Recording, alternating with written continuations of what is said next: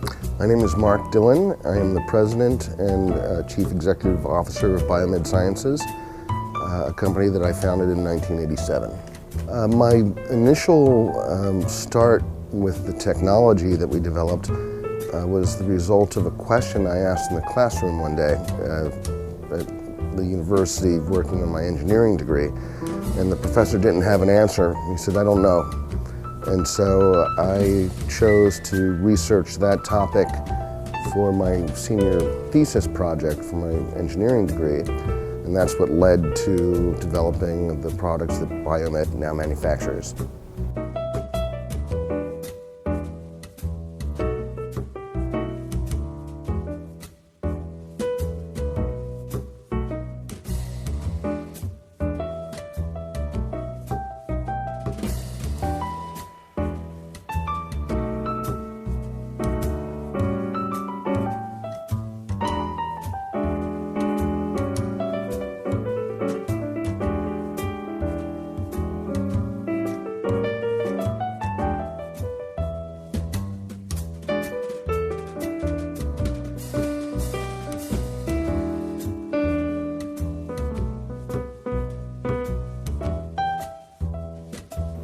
And that's what's so cool about manufacturing.